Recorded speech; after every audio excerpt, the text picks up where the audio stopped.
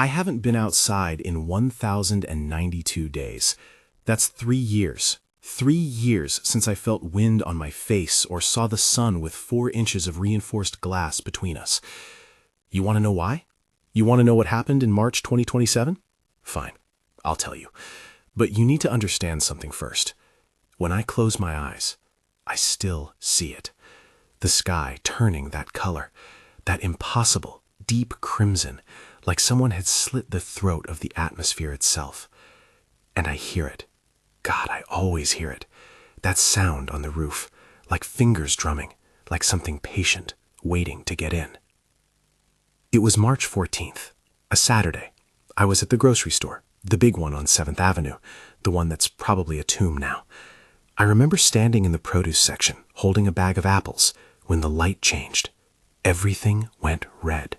Not sunset red, not romantic red. This was the red of arterial spray, of rust, of something fundamentally wrong. People stopped pushing their carts. We all looked up through those big glass panels at the front of the store. And the sky. God, the sky looked sick, infected, like someone had injected dye into the clouds, into the air itself. Someone made a joke about Mars. Someone else said it was pollution from the new factory upstate. An old man said he'd seen something like this in the 70s, some dust storm that turned the rain orange. We laughed. We actually laughed because that's what you do when your brain can't process what you're seeing. That's what you do in those final moments before everything changes forever. Then, it started to rain. At first it looked like regular rain, just tinted. You know how rain looks silver when it falls? This looked copper, rust-colored streaks coming down in sheets, beautiful in a terrible way. A woman near the entrance, she had her umbrella ready because she checked the weather that morning like a responsible person, and she walked right out into it. Middle-aged, wearing a blue jacket, carrying 2 bags of groceries. I remember thinking she looked like my Aunt Carol. She made it maybe 10 steps into the parking lot before she started screaming. Not the scream you make when you're startled. Not even the scream you make when you're hurt. The scream you make when your nervous system is telling you that something is catastrophically, fundamentally wrong. Her umbrella fell.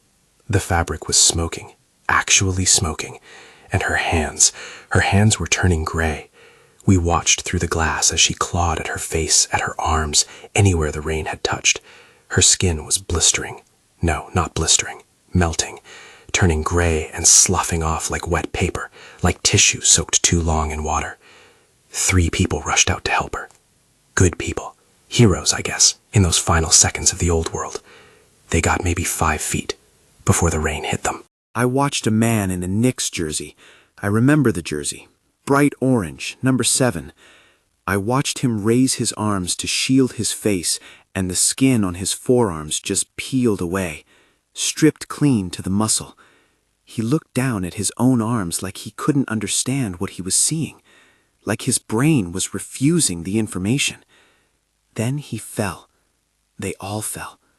Within 90 seconds, the parking lot was full of people writhing on the ground, their skins smoking, this awful chemical smell mixing with something organic, something rotten, something that made my stomach turn even through the glass in the distance. I ran deeper into the store. We all did, those of us who hadn't gone outside.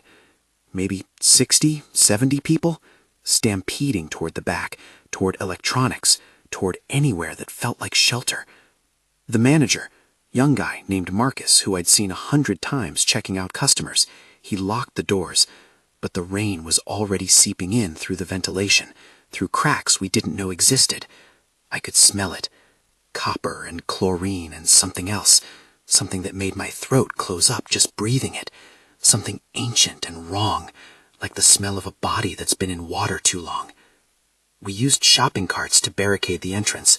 We covered the vents with plastic bags and duct tape from aisle 9. 63 of us trapped in that store, and I know it was 63 because we counted, later when we needed to ration the water. 63 people watching through the windows as the parking lot filled with red water, watching it pool around the bodies of people who had died trying to run back inside. The rain lasted 4 hours that first time.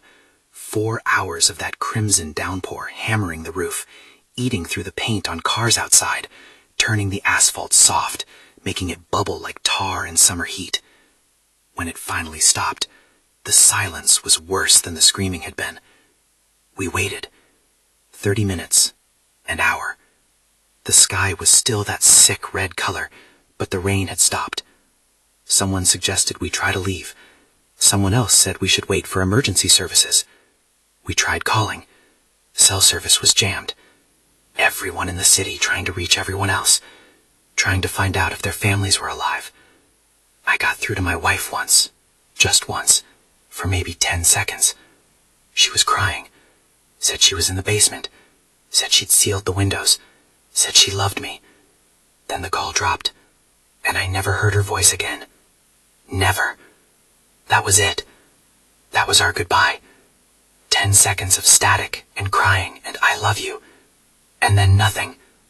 Nothing for 3 years. Emergency services couldn't come. The whole city was drowning in it.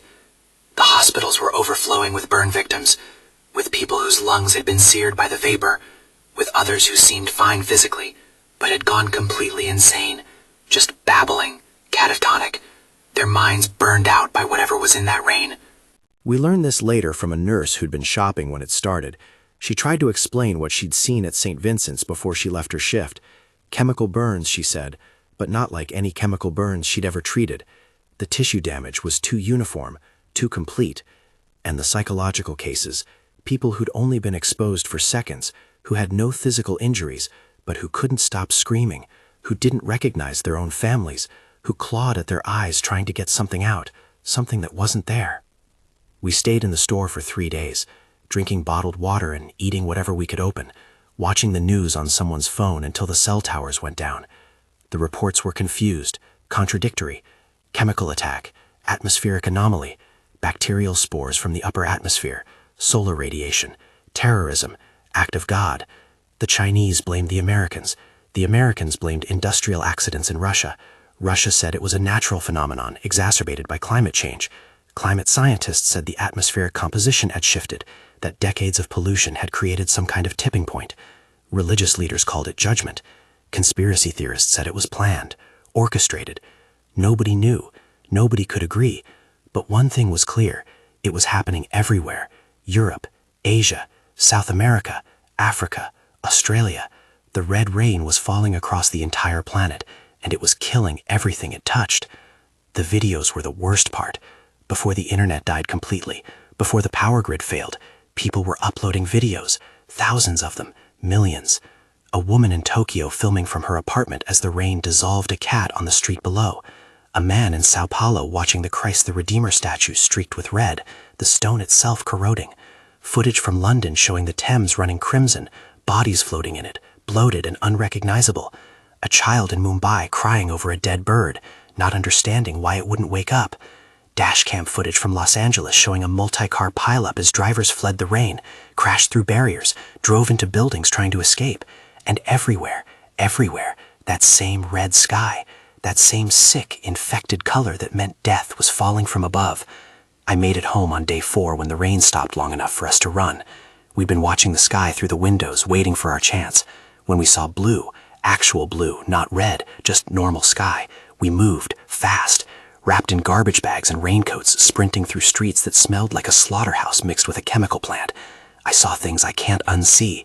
I saw a dog lying in a gutter, its fur gone, its body dissolved into a liquid that was spreading across the concrete. I saw a child's bicycle, the rubber tires melted into black puddles. I saw a woman sitting on her porch, perfectly still, her eyes open but filmed over with this white membrane, dead for days, but still upright. I saw cars with their paint stripped away, showing bare metal underneath, corroded and pitted. I saw trees with their bark hanging in strips, the wood underneath gray and soft. I saw a playground where the plastic slides had partially liquefied, where the swings hung from chains but the seats were gone, just dripping pools of colored plastic on the ground. I didn't stop. I just ran. Got inside my apartment, sealed every window, every door, every crack I could find. Used everything I had. Tape, plastic sheeting, caulk, weather stripping. I pushed furniture against the door. I stuffed towels under the gaps. I covered the vents with 3 layers of plastic bags. I taped around the pipes. I sealed the toilet, the drains, anything that connected to the outside world. I filled my bathtub with water from the tap before the treatment plants failed. I emptied the pantry of every neighbor who didn't make it back, Mrs. Chen from 4B, the college kids in 4D, old Mr. Peterson who used to complain about noise. I took their food, their water, their batteries, their candles. I became a scavenger in my own building, a thief stealing from the dead, and I didn't feel guilty, because guilt is a luxury, and luxuries died with the old world. I built my prison and locked myself inside. The rain comes every few weeks now. Sometimes it's light, just a drizzle that lasts an hour. Sometimes it pours for days. You can always tell when it's coming because the sky turns that color again, that deep, infected red. The air pressure drops. Your ears pop. You get this headache right behind your eyes, like your brain knows something terrible is about to happen. And then you hear it starting, that wet, heavy sound on the roof, different from normal rain. Thicker, more viscous, like blood, like oil, like something that shouldn't fall from the sky. And you check your seals for the 100th time that day, and you pray they hold, and you wait it out in the dark, because using electricity risks generating heat that might compromise the integrity of your barriers, and you listen to that sound, and try not to think about what it's doing to the world outside. Try not to think about how it's dissolving everything, how it's turning the planet into something else, something alien, something we don't have words for. I don't know how many people are left. The radio died 8 months ago. The internet lasted longer than I expected. People running servers on generators, on solar power, desperately trying to maintain some connection to each other. But that's gone too now. The last website I accessed was a forum for survivors. People posting from their sealed rooms, their bunkers, their basements, comparing notes on filtration systems, on food supplies, on how to distill water, on psychological coping mechanisms. There was a woman in Berlin who posted every day for 2 months. Then she stopped. A family in Tokyo with 3 children. They posted pictures of the kids doing schoolwork, trying to maintain normalcy. Then they stopped. A prepper in Montana who'd been ready for this, who had years of supplies, who mocked the rest of us for being unprepared. Then he stopped. Everyone stops eventually. Sometimes I see lights in other buildings, other survivors with their own sealed rooms, their own private hells. We don't communicate. What would we say? We tried, early on, Morse code with flashlights, notes on cardboard held up to windows. But what's the point? We can't help each other. We can't share resources. We can't even risk opening our doors to check if the person in the next apartment is still alive. All we can do is acknowledge each other's existence, and even that feels dangerous, feels like jinxing it, like admitting we're still here might draw attention from whatever force decided to do this to us. The animals are gone, all of them. The birds died first, anything caught in the open when it started. Pigeons falling from the sky like stones, their feathers dissolved, their bodies hitting the pavement with wet thuds. Then the pets, the livestock. I heard dogs barking for the first week, then crying, then nothing. The trees are skeletal now, their leaves eaten away, their bark stripped to gray bone. The grass is gone. The flowers are gone. Central Park, which used to be green and alive and full of people, is now this dead gray wasteland. I can see a corner of it from my window, when I dare to look. The lake is red, always red. Even when it hasn't rained in days, the water is that crimson color, contaminated by runoff, by the accumulated poison of 3 years of this nightmare. You can't drink it. You can't touch it. You can't even look at it too long without feeling your sanity start to crack. And the worst part? We did this.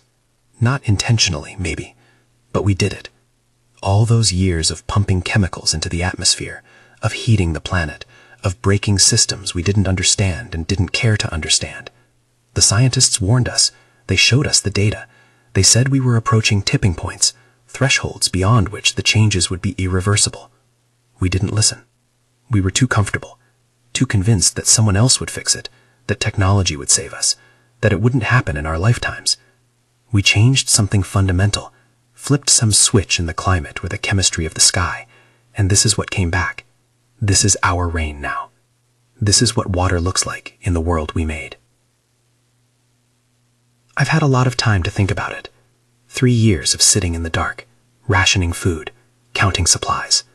I've had time to read every book I own, twice, 3 times. I've had time to remember every mistake I ever made, every person I hurt, every opportunity I wasted. And I keep coming back to the same question. Did we deserve this? And I don't know. I really don't know. Maybe we did. Maybe the planet had to defend itself. Maybe this is what happens when you push a living system too far. It pushes back. But the kids didn't deserve it. The animals didn't deserve it. My wife didn't deserve it. All those people in the parking lot who just wanted to buy groceries didn't deserve it. But deserving has nothing to do with it. The rain doesn't care. It falls on the guilty and the innocent alike. It falls on the CEOs who denied climate change and the activists who fought it. It falls on the politicians who blocked legislation and the scientists who sounded the alarm. It falls on everyone, everything, equally. That's the terrible democracy of it. We all get the same punishment. I'm rationing my last cans of food. Maybe 2 weeks left. Maybe 3 if I'm careful. The water in the tub is stagnant, probably toxic, but it's all I have. I boil it when I can afford to use the camping stove. I filter it through cloth. I know it's killing me slowly, but slowly is better than quickly. Slowly means another week, another month, another day of hearing the rain and knowing I'm still alive to hear it. I know I can't stay here forever. I know eventually I'll have to make a choice, starve in here or risk going out. And when that day comes, when I finally open my door and step into whatever the world has become, I'll probably last 30 seconds before the next rain starts, before the sky opens up and pours its poison down on what's left of me. But at least it will be over. At least I won't have to hear it anymore. That sound on the roof, that relentless drumming that never quite sounds like rain should sound. At least I won't have to smell the rust. At least I won't have to live in this tomb I built for myself, counting days, counting cans, counting the hours between rainfalls, and wondering if this time the seals will fail, and it will finally seep in and finish what it started 3 years ago when the sky turned red and began to weep. There are moments when I think about just opening a window, just letting it in, getting it over with. But I'm a coward. I keep surviving. I keep checking the seals. I keep rationing. I keep hoping that maybe, somehow, someone, somewhere figured out how to stop it, how to reverse it, how to make the sky blue again. But that's fantasy. That's the desperate delusion of a desperate man. The truth is simpler and harder. This is permanent. This is our world now.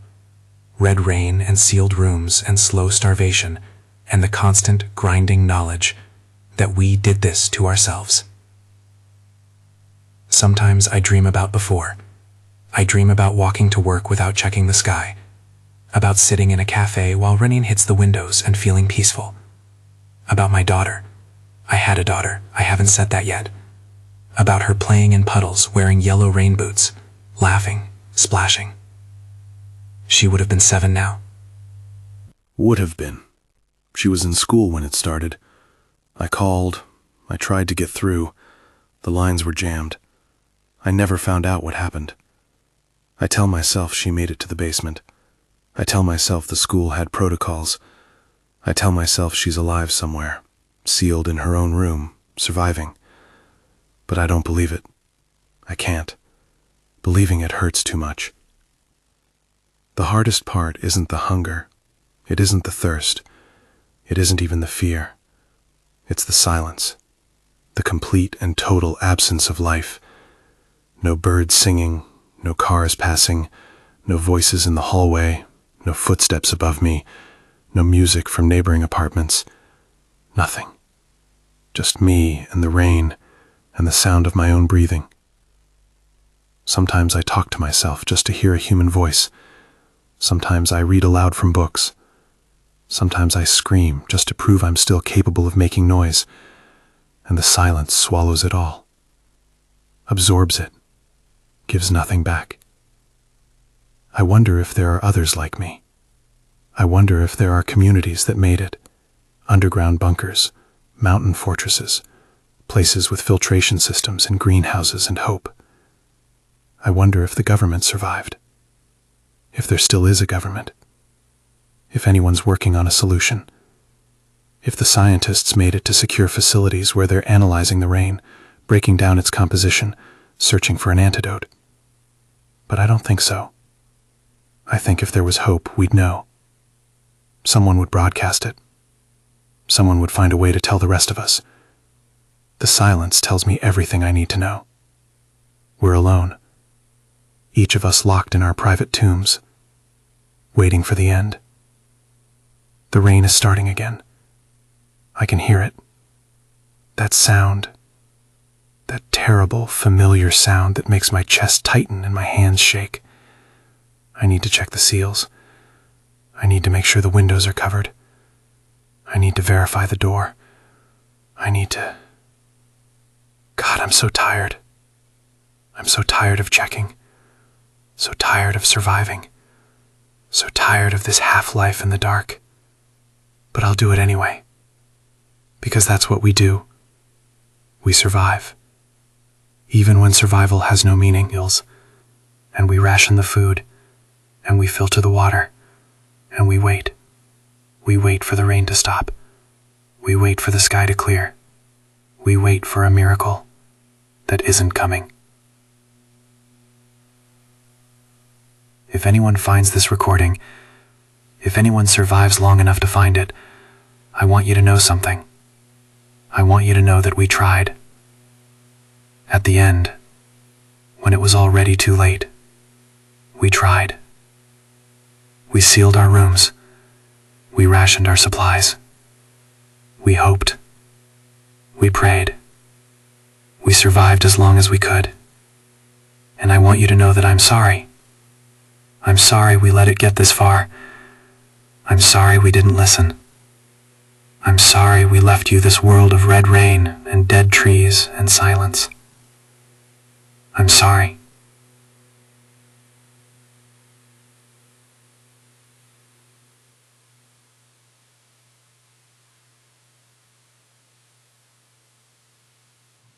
Maybe 3, maybe less if the seals fail, maybe more if I'm lucky. But luck doesn't mean what it used to mean. Luck used to mean winning the lottery, finding love, getting the job you wanted. Now luck just means surviving another day in a dead world, breathing stale air, drinking contaminated water, waiting in the dark for the sound of rain to stop. And it never stops. Not really. Not anymore. This is the sound of the world ending. Not with a bang, not with a whimper. With rain. With red, poisonous, relentless rain that falls and falls and falls until there's nothing left to fall on. Until we're all gone. Until the planet is clean again. Until it can start over without us. The seals are holding. For now. They're holding. I'll make it through this storm, and the next one, and maybe the one after that. And then we'll see. We'll see how long a man can live on hope and canned food and memories of a blue sky. We'll see how long before the rain wins, before I open that window, before I step outside, before I look up at the red sky and let it all end. But not today. Not yet. Today I survive. Tomorrow I'll survive. And the day after that, until I can't anymore, until the food runs out, or the water kills me, or the seals fail, or I just give up. But not today. The rain is here. The sky is red. The world is ending. And I'm still checking the seals.